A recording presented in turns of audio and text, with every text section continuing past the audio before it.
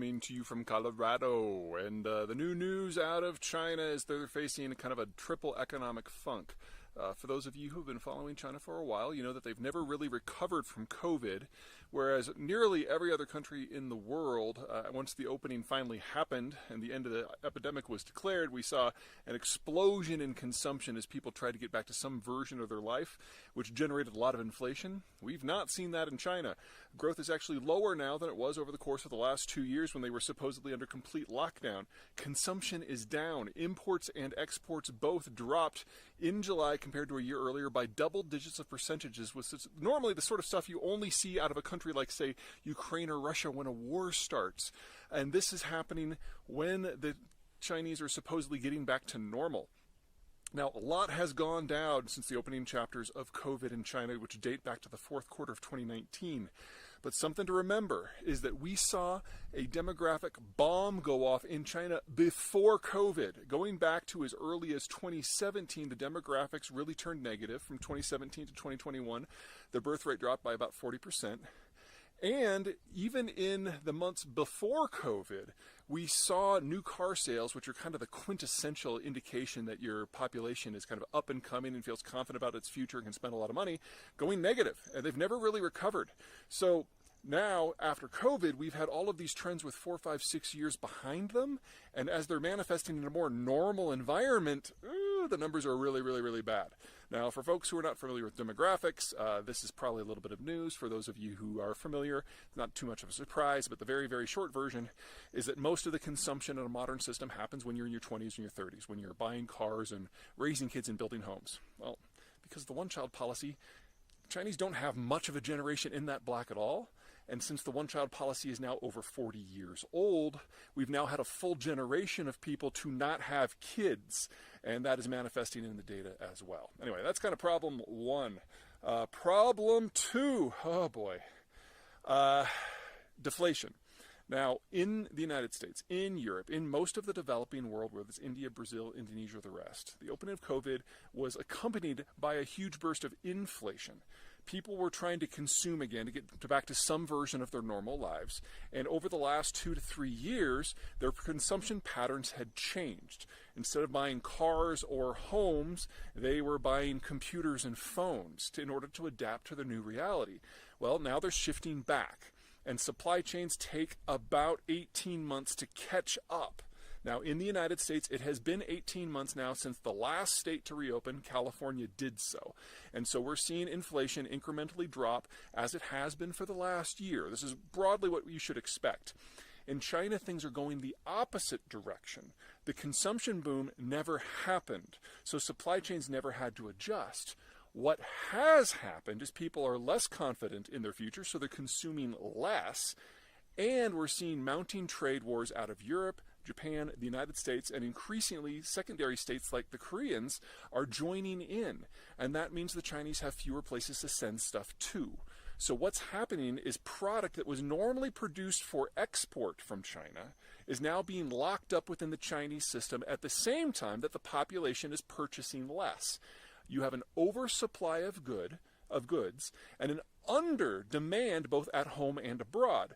With all those extra goods, prices go down and you get deflation. Now, short bursts of deflation are no big deal, so I don't want to overstate what's happening here. It's only 1 month of data at present.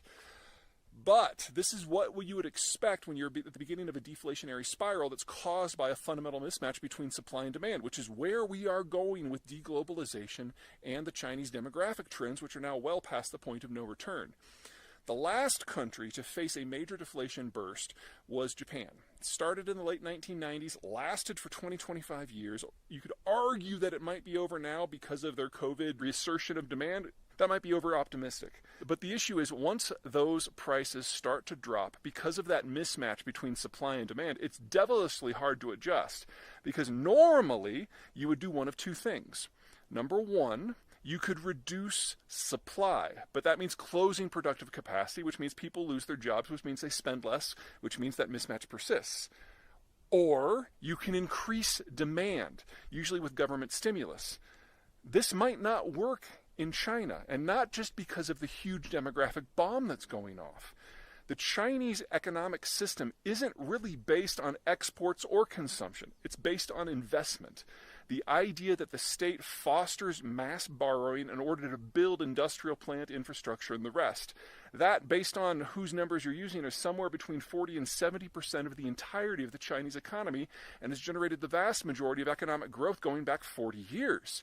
Well, you can only do that for so long. Eventually, you don't need any more bridges or any more factories, and I would argue the Chinese reached that point before COVID. And so again, there's been this 3-4 year lag between reality and the data finally manifesting. The point is, more spending probably isn't going to help. The marginal outcome, the amount of growth they get for every yuan spent, has been dropping steadily for 40 years. And now it's far less than 1-to-1. So it really doesn't matter how much more fuel and how much cheap capital the Chinese pump into the system, it's never going to generate more economic activity than what it cost to put it in the first place. This is what happened in Japan in the late 1990s and the early 2000s. They had reached the point where their economic model couldn't run any longer. They were getting basically negative income on their investments, and they had then 20 to 25 years of deflation. The advantage that the Japanese had going into this is they already had a global supply chain. They already had global allies. They had an option for offshoring some of their manufacturing incrementally. They had strong demand out of the United States. They had a good political relationship with the United States. And most of all, they were already rich. The average Chinese citizen today, in inflation index terms, compared to the average Japanese citizen in the year 2000, has an income that's something like a quarter or a fifth what it is in China. They're getting old, and they're getting into a permanent recession and a deflationary spiral long before they got rich.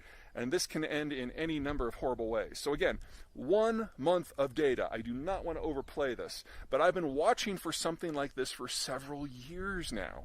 And in the post-COVID environment, we're seeing the data belatedly match up with where demographics and geopolitical trends suggest that it should have been years ago. If this proves to be the actual story as opposed to a blip in the data, you're going to see this get significantly worse in a relatively short period of time because we have years of compressed damage that is now bursting out all at once. And because the political system in China is basically down to one-man cult of personality, the capacity of the Chinese state to come up with a creative solution is almost zero. And even in Japan, where they were willing to talk about this publicly, it still took a generation to pull out of this. And alliances. And the Chinese don't have either. All right. That's it from me. Take care.